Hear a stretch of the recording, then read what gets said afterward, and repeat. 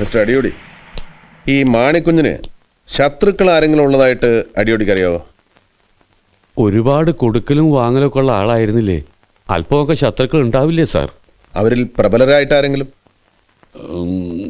ഞാനിതൊക്കെ ഇവിടെ വന്ന് പറഞ്ഞതായിട്ട് ആരും അറിയരുത് സാർ. വല്ലാത്ത ഭയമുണ്ട്. ഒന്നും സംഭവിക്കില്ല, ധൈര്യമായിട്ട് പറഞ്ഞോളൂ. ശത്രുക്കൾ പുറത്തുള്ളവരല്ല, കൂടെയുള്ളവർ തന്നെയാണെന്നേ ഞാൻ പറയൂ. കൂടെയുള്ളവരെന്ന് പറയുമ്പോൾ? മാണിക്കുഞ്ഞിന്റെ പാർട്ട്നേഴ്സ് കോളാടി വർക്കി, മാളിയേക്കൽ ഔസേപ്പച്ചൻ, മരിച്ചുപോയ നാരായണ. ഈ നാരായണന്റെ മരണമാണോ CBI അന്വേഷിക്കണമെന്ന് പറഞ്ഞ് പോസ്റ്ററിൽ കണ്ടത്? അതെ സാർ, പക്ഷേ നാരായണൻ്റേത് അപകടമരണമായിരുന്നു, അല്ലാതെ ആരും കൊന്നൊന്നുമല്ല. എന്തപകടം? ഔസേപ്പച്ചനൊത്ത് വൈകിട്ട് നടക്കാൻ പോകുന്നതിനിടയിൽ നാരായണൻ കാല് തെറ്റി കനാലിൽ വീണു. അങ്ങനെയാ മരിക്കണത്. നാട്ടുകാരതിനെ വലുതാക്കി. ഈ ഔസേപ്പച്ചനും പണ്ടൊരു കൊലക്കേസ് കുടുങ്ങിയതായി കേട്ടിട്ടുണ്ട്. അയാളുടെ മരുമകനോ മകനോ ആ കേസിൽ ഇപ്പോഴും ജയിലിലാണെന്ന് തോന്നുന്നു. ഈ ഔസേപ്പച്ചനും നാരായണനും കുമാരപുരംകാരാണോ? അതേന്ന് തോന്നുന്നു. ഏതായാലും ഇവിടെ ഉള്ളവരല്ല, ഇടയ്ക്ക് വന്ന് താമസാക്കിയവരാ. ഔസേപ്പച്ചന്റെ ഭാര്യയും മാണിക്കുഞ്ഞു സാറും ബന്ധുക്കളാ. അങ്ങനെ അവർ ബിസിനസ്സിൽ പാർട്ട്നേഴ്സ് ആയത്. അല്ല ചാക്കോ, ഇതൊന്നും അന്ന് നിങ്ങളുടെ ശ്രദ്ധപ്പെട്ടില്ലേ? അന്ന് അലക്സിനെ ചുറ്റിപ്പറ്റി മാത്രമായിരുന്നല്ലോ അന്വേഷണം. കൂടാതെ ഇപ്പോഴത്തെ പോലൊരു ഡീവിയേഷൻ അന്ന് ഈ കേസിനുണ്ടായിരുന്നില്ല. അതുകൊണ്ടാവണം പാർട്ട്നേഴ്സിനെ കുറിച്ചൊന്നും അന്വേഷണം ഉണ്ടാവാത്തത്. പാർട്ട്നേഴ്സ് തന്നെയാണ് ശത്രുക്കളെന്ന് മിസ്റ്റർ അടിയോടി പറഞ്ഞല്ലോ.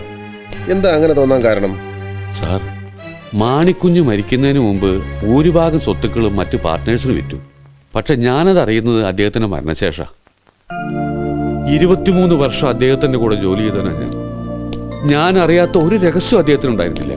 അങ്ങനെയുള്ളപ്പോ ഇങ്ങനെ സ്വത്തുക്കൾ വിൽക്കാൻ പോണ കാര്യം എന്നോട് ആലോചിച്ചിട്ടുമില്ല, പറഞ്ഞിട്ടുമില്ല. വിറ്റ ശേഷമെങ്കിലും പറയണ്ടേ സാർ? അതും പറഞ്ഞിട്ടില്ല. സത്യം, എനിക്ക് ആ കച്ചവടത്തിൽ സംശയമുണ്ട്.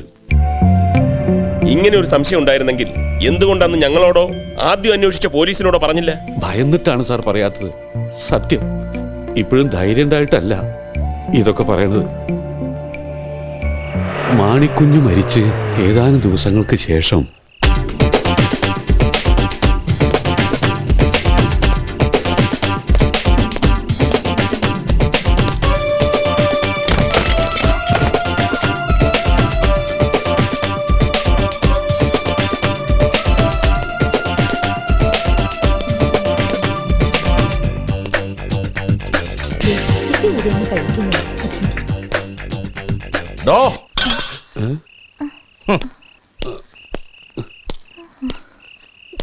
പോലീസിന്റെ ഇടി കൊണ്ടിട്ടുണ്ടോ താൻ? ഇല്ല. കൊള്ളണോ? വേണ്ട. താൻ നാട്ടുകാരോട് പറഞ്ഞോ മാണിക്കുഞ്ഞിന്റെ സ്വത്ത് മുഴുവൻ ഞാനും പാർട്ട്നേഴ്സും കൂടി തട്ടിയെടുത്തെന്ന്? സാറിന്റെ പേര് ഞാൻ പറഞ്ഞിട്ടില്ല. പാർട്ട്നേഴ്സിന് സംശയം ഉണ്ടെന്ന് മാത്രമേ ഞാൻ പറഞ്ഞിട്ടുള്ളൂ. എങ്ങനെ മനസ്സിലായി അവർ തട്ടിയെടുത്തെന്ന്? ചത്തു തൊലയുന്നതിന് മുമ്പ് മാണിക്കുഞ്ഞ് പറഞ്ഞു? ഇല്ല. അതോ മറ്റു വല്ലവരും പറഞ്ഞു? സംശയം ഉണ്ടെന്നേ പറഞ്ഞിട്ടുള്ളൂ. വെറും സംശയത്തിന്റെ പേരിൽ മാന്യന്മാരെ അപമാനിച്ചാലുണ്ടല്ലോ, ഒന്നും കുഴിച്ചു മൂടും തന്നെ നടുമുറ്റത്ത്. ഇല്ല, പറയില്ല. ആഹാ, ഇത്രയും മിടുക്കിയ ഒരു മോളുണ്ടോ തനിക്ക്? സത്യം, ഇനി ആരെടുത്ത് വാ തുറക്കില്ല ഞാൻ. ഇത് ഇപ്പൊ പറഞ്ഞത് ഒരിക്കലും മറക്കാതിരിക്കാൻ.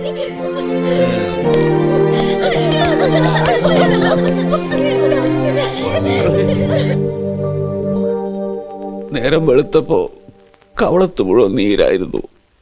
ആരാ ഓഫീസർ? സത്യദാസ്. വർഷം എത്ര ആയതുകൊണ്ടാ ഇപ്പൊ പറയാൻ ചെറിയ ധൈര്യം കിട്ടിയത്. എന്നാലും സാറിനെ കാട്ടിക്കൊടുക്കരുത്. സ്വപ്നത്തിൽ പോലും അങ്ങനെ ഒരു ചിന്ത വേണ്ട. പിന്നെ ഇപ്പൊ മാണിക്കുഞ്ഞിന്റെ വീട്ടിൽ ആരാ താമസം? പാർട്ട്നേഴ്സ് ആരെങ്കിലും ആണോ? അല്ല, അതെന്തോ ഭാഗ്യം കൊണ്ട് ആ വീട് മാണിക്കുഞ്ഞ് വാങ്ങിയത് മകന്റെ പേരില. അതുകൊണ്ട് പാർട്ട്നേഴ്സിന് കിട്ടിയില്ല. മകൻ ആക്സിഡന്റിൽ മരിച്ചപ്പോ മരുമകൾ മോസിയുടെ പേരിലായി.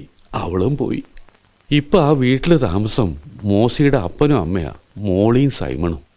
മോളിയും സൈമനും? സർ, അടിയുടെ ഒരു കാര്യം ചെയ്യും. ഇപ്പൊ തൽക്കാലം പോയിക്കോളൂ. എന്തെങ്കിലും ആവശ്യമുണ്ടെങ്കിൽ ഞങ്ങൾ വിളിപ്പിക്കാം. ധൈര്യമായിട്ട് പോയിക്കോളൂ, ഞങ്ങളില്ലേ. ചെല്ലേ, ഉണ്ടാക്കാം. വരൂ. ഓ,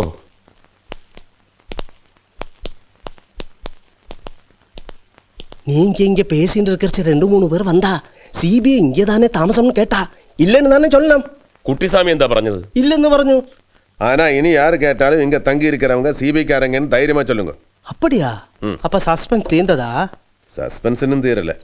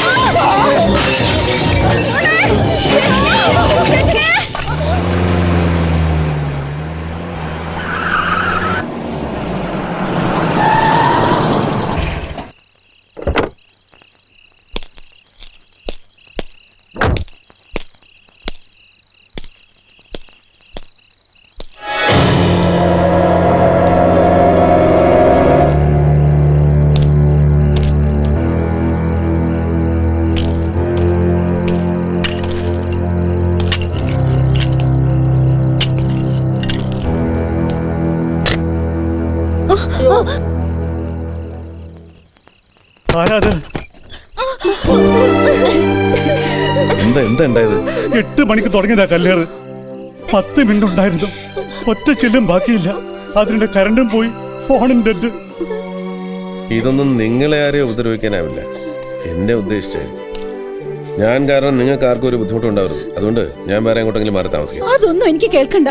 ആര് കാരണമായാലും ശരി, കല്ലുമഴയല്ല പാറക്കല്ല് മഴ പെയ്താലും ഞാനും എന്റെ മക്കളെ സഹിച്ചോളാം. ശരിയാ, നീ ഇവിടെ നിങ്ങൾ പോകുന്നില്ല. പോകാൻ ഞങ്ങൾ സമ്മതിക്കുകയില്ല. ഇത് നിന്റെ വീടാ. വേറെ അവിടെ നീ പോകും. അല്ലെങ്കിൽ ഞാൻ പറയുന്നൊന്ന് കേക്ക്. ഈ കാര്യത്തിൽ നീ ചർച്ചയില്ല. വെറും ഇരുട്ടിലല്ല തപ്പുന്നതെന്ന് ഇന്നലത്തെ സംഭവം കൊണ്ട് ബോധ്യമായി. സത്യം മാത്രമല്ല, അസത്യവും നമ്മളെ പിന്തുടരുന്നുണ്ട്. എന്ന് വെച്ചത് ലാഘവത്തോടെ എടുക്കരുത് സാർ. സംഭവം പോലീസിൽ അറിയിക്കണം. പോലീസിൽ അറിയിക്കണം, തീർച്ചയായിട്ടും അറിയിക്കണം.